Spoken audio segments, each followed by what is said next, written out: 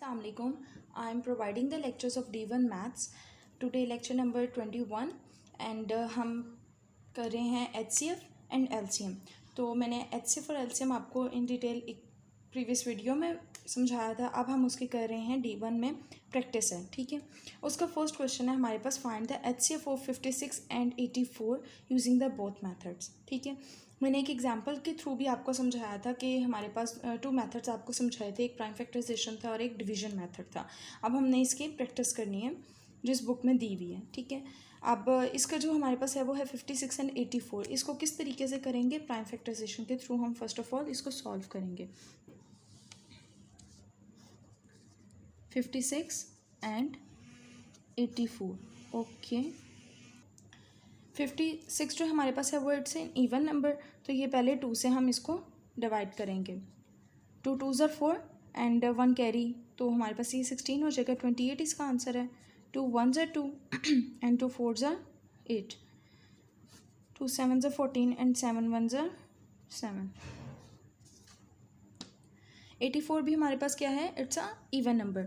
तो ये भी 2 से इजीली डिवाइड हो सकता है. 2 4s are 8 and 2 2s are 4. 2 2s are 4 and 2 1s are 2. अब ये इट्स एन ऑड नंबर. तो ये हमारे पास हमें पता है किस टेबल में आता है? 3 में. 3 7s are 21 and 7 1s are 7. ठीक है. अब यहाँ तक ये हो गया हमारे. अब हमने इसके क्या लिखने हैं? फैक्टर्स लिखने हैं. ठीक है. फैक्टर्स ऑफ 56 हैं एंड फैक्टर्स ऑफ 84 हैं. ठीक है. 2 multiply by 2 multiply by 2 and 7. Again 2 multiply by 2 3 and 7. अब हमने देखना है इसमें से कॉमन कौन से हैं. ये 2 एंड ये 2 एंड 7. ठीक है. अब हमने क्या लिखना है यहाँ पे? कॉमन फैक्टर्स हमने लिए इनके. ठीक है. Common factors 2 multiply by 2 multiply by 7 है हमारे पास. अब हम इन दोनों को क्या कर लेंगे? आपस में तीनों को मल्टीप्लाई कर लेंगे. तो हमारे पास आ जाएगा 28 आंसर. अब हमने इसी से हमने क्या करना है? सेकंड मेथड को फाइंड आउट करना है, यानी डिवीजन मेथड हमारे पास जो होगा. ठीक है. सेकंड मेथड मेरे पास क्या होगा? सेकेंड मेथड में मैंने आपको समझाया था डिवीजन मेथड कैसे होता है. इसमें हम क्या करते हैं? इन दोनों डिजिट्स को हम सेपरेटली करते हैं. और यहाँ पे हम क्या करते हैं? यहाँ पे हमने ज्वाइन मेथड से करना है, यानी 56 भी यहाँ पे लिखेंगे और 84 भी यहाँ पे लिखेंगे. ये it's an even number, both are even number.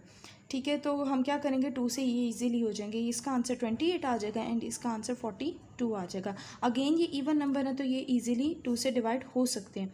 14 आ जाएगा एंड 21 आ जाएगा.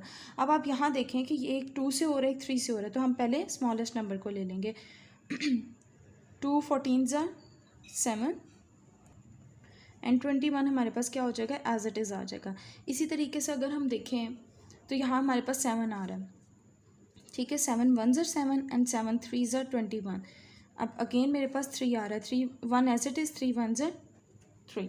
अब ये मेरे पास वैल्यूज़ आ गई हमारे पास. ठीक है. अब जब हमारे पास ये वैल्यूज़ आ गई, मैंने आपको बताया था डिवीजन मेथड में हमने वो वैल्यूज़ पिक करनी होती हैं जो इन दोनों के साथ इजीली डिवाइड होकर नीचे दोनों आंसर ले आए. ठीक है. जो हमारे पास एक आंसर भी हमारे पास नहीं आ रहा है और वो एज इट इज़ वैल्यू उतर आएगी, उसको हमने छोड़ देना. यानी हमने लेना कौन से? यहाँ पे 2 अगेन 2. यहाँ देखें अगेन 2 आ जाएगा मेरे पास. देन हमारे पास ये एक आ गया. 14 से तो हो रहा था लेकिन 21 से नहीं हो रहा था. तो यहाँ पे 7 दोनों जगह से हो रहा था. तो ये 7 ले लेना है. तो इसका आंसर भी 28 आ गया. ठीक है. तो मेथड सिर्फ डिफरेंट थोड़े से मेथड हैं लेकिन आंसर इनके क्या होते हैं? सेम होते हैं. नेक्स्ट अब हम इसका करते हैं क्वेश्चन नंबर 2.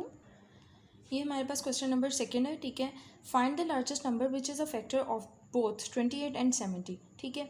अब आपने क्या करना है? आपने एक ऐसा नंबर फाइंड आउट करना है जो इन दोनों में कॉमन हो. तो इसको भी बिल्कुल प्राइम फैक्टराइजेशन आप चाहें तो उससे कर सकते हैं, नहीं तो आप डिवीजन मेथड, आपकी जो मर्जी आप उससे कर सकते हैं. ठीक है. लेकिन मैं जो करवा रही हूँ वो प्राइम फैक्टराइजेशन के थ्रू करवा रही हूँ. इसको अब हमने फैक्टराइजेशन के थ्रू, प्राइम फैक्टराइजेशन के थ्रू हम कर रहे थे. तो 28 को हमने पहले लेना है. It's an even number. तो ये मेरे पास हो जाएगा 14 आ जाएगा. 7 1s are 7. और हमने सेकंड वन कौन सा नंबर लेना है? 56 नहीं, ये 70 है मेरे पास. तो ये भी इवन नंबर है मेरे पास. तो मैं इसे क्या करूँगी? 3s are 3 2 3s are 6 होता है. 1 इधर कैरी. तो ये 10 5 35. अब इट्स एन ऑड नंबर. तो हम इसको क्या करेंगे? हम इसको 3 से कर सकते हैं, नहीं 3 से नहीं हो सकता, ना ही ये 4 से हो सकता है। तो ये मेरे पास 35 हो जाएगा, ठीक है। 7 ज़र 35 एंड 7 1 ज़र 7। और हमारे पास ये सब वैल्यूज़ हैं। अभी आपने यहाँ पे क्या लिखना है, हमने फैक्टर्स लिख लेने हैं, factors of 28 and factors of 70। 2 multiply by 7 एक हो गया, ठीक है।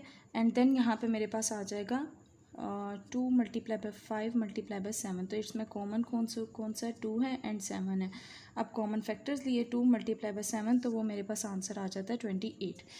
नाउ अब हमारे पास रह गया क्वेश्चन नंबर 3, जो कि इसका लास्ट क्वेश्चन है।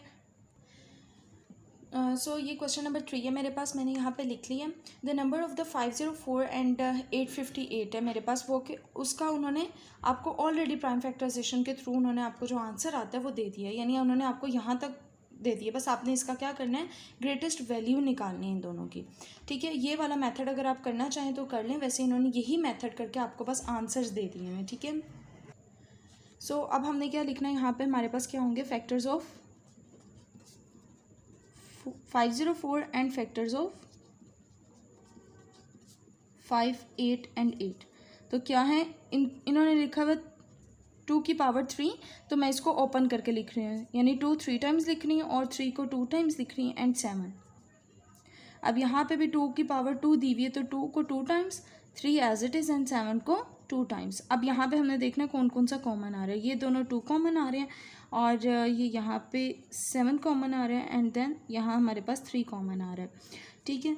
तो अब आपने क्या करना है, ये सब लिख लेना है, 2 multiply by 2 multiply by 3 and multiply by 7। अब इन सब को मल्टीप्लाई आप करेंगे तो आपके पास आंसर आ जाएगा 2 2 ज़ा 4 4 3 ज़ा 12 एंड 12 7 ज़ा 84।